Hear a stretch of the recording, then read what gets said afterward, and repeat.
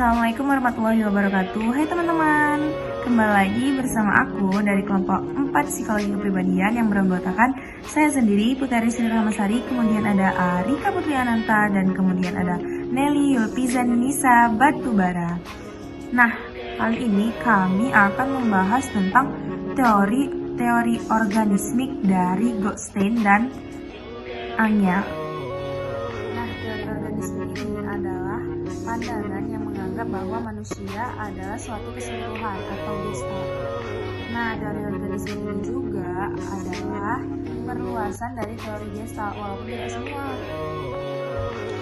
Dan teori organisme ini menekankan bahwa suatu organisme adalah suatu kesatuan yang memiliki banyak fungsi dan juga memiliki motor penggeraknya masing-masing. Kayak misalnya kita ini memiliki satu tubuh. Kalau misalnya kepala kita pusing, pasti badan kita dan lain sebagainya juga akan ikut terasa sakit, pegal-pegal, atau tidak berfungsi secara biasanya atau secara normal. Nah, itu contohnya. Untuk kejelasan yang selanjutnya akan dijelaskan oleh teman saya. Teori Goldstein. Struktur organisme menurut teori Goldstein. Organisme terdiri dari anggota-anggota yang satu sama lain berhubungan dalam struktur tertentu. Anggota-anggota ini tidak akan terpisah satu sama lain kecuali dalam keadaan tidak normal atau dalam keadaan yang dibuat-buat, misalnya dalam keadaan ketakutan yang teramat sangat. Selanjutnya, Goldstein membedakan antara gestalt yang wajar dan gestalt yang tidak wajar. Goldstein mengemukakan bahwa suatu gestalt akan bersifat wajar kalau menunjukkan pilihan si pribadi sendiri dan bila tingkah laku yang dijalankan bersifat fleksibel, teratur, dan sesuai dengan situasi. Dan suatu gestalt akan bersifat tidak wajar kalau dipaksakan terhadap pribadi dan bila tingkah laku yang dijalankan tegar dan mekanis. Sebagai contoh, ketika seseorang dihipnotis, ia mungkin akan melakukan segala hal yang disuruh oleh si penghipnotis ini, sehingga tingkah laku yang dia lakukan bersifat tidak wajar. Mengapa demikian? Karena tingkah laku tersebut diisolasikan dari kepribadiannya yang normal. Apa yang dilakukannya itu sebenarnya bukan merupakan pilihannya, melainkan pilihan si penghipnotis ini. Tingkah lakunya banyak sekali tak sesuai dengan situasinya. Orang dalam contoh itu merupakan lebih otomat daripada pribadi. Selanjutnya, Goldstein membedakan 3 macam tingkah laku. Yang pertama, yaitu perbuatan sekendak, yaitu aktivitas yang dilakukan secara sadar. Yang kedua, sikap, yang mencakup perasaan, suasana hati, dan lain-lain, yang merupakan pengamatan dari batin seseorang. Yang terakhir ada proses, yaitu fungsi-fungsi jasmaniah yang hanya dapat dihayati secara tidak langsung. Nah, selanjutnya kita akan membahas tentang dinamika organisme dalam teori Goldstein. Yang pertama itu ada proses ekualisasi. Apa sih itu proses ekualisasi? Nah, di sini Goldstein menjelaskan bahwasannya proses ekualisasi itu banyaknya energi dalam organisme adalah tetap dan cenderung untuk terbagi rata pada seluruh organisme. Apabila ada perangsang, maka keadaan merata ini akan terganggu, sebab energi akan memusat pada bagian atau fungsi khusus tertentu dalam organisme, dan ini mendorong organisme untuk melakukan tingkah laku supaya energi kembali merata. Contohnya seperti apa?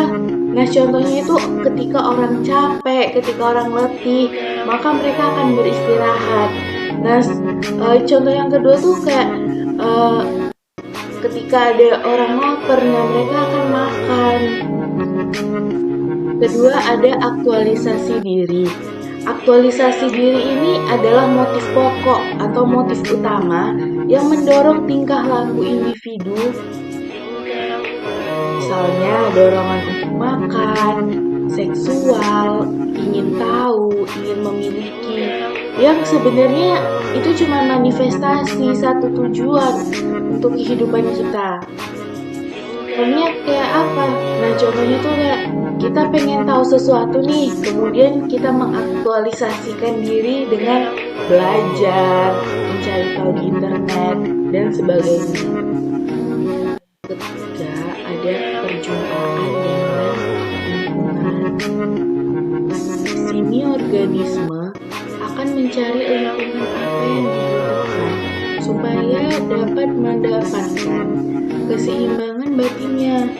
Atau dengan kata lain, secara sederhananya, ada interaksi antara organisme dengan lingkungan. Setelah tadi kita membahas tentang dinamika organisme, nah selanjutnya kita akan membahas perkembangan organisme dalam teori Goldstein.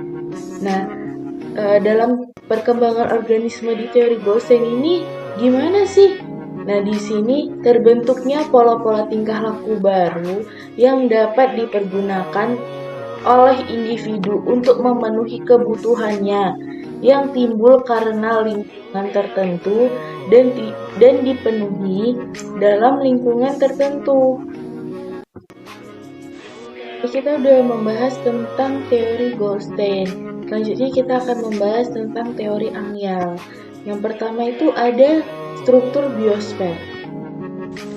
Dalam Foundation for a Science of Personality karya Andreas Amyal yang mengemukakan suatu istilah yang baru, yaitu biosfer.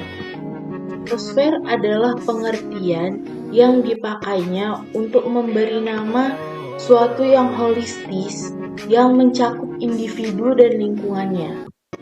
Meskipun biosfer keseluruhan yang tidak dapat dibagi, namun terdiri struktural yang saling berhubungan, merupakan suatu dari sistem-sistem yang secara struktural saling berhubungan.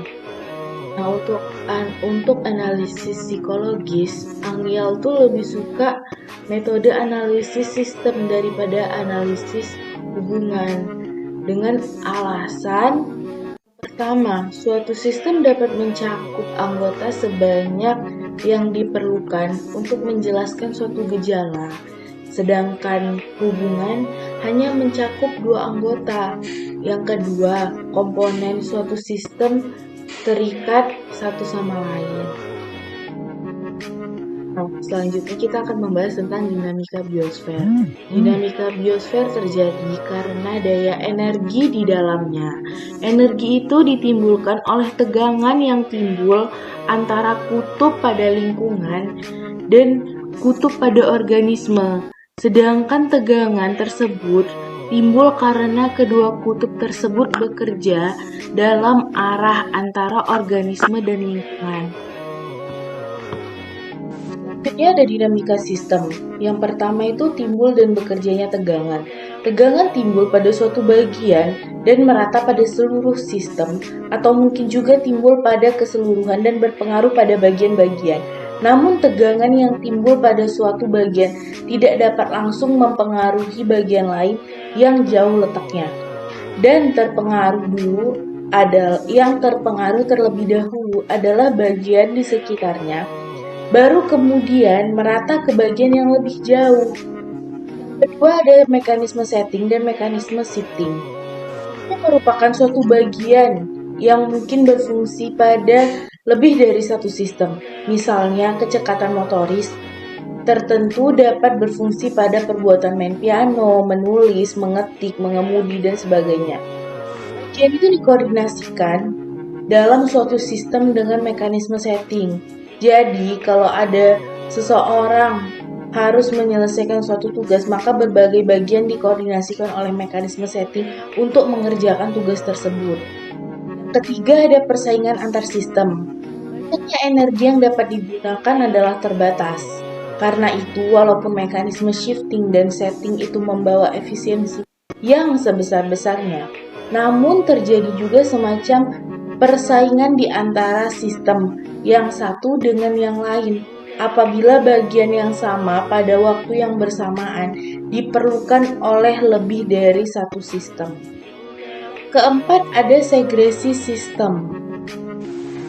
Segresi sistem itu terjadi pada ketiga dimensi kepribadian. Apa aja sih itu?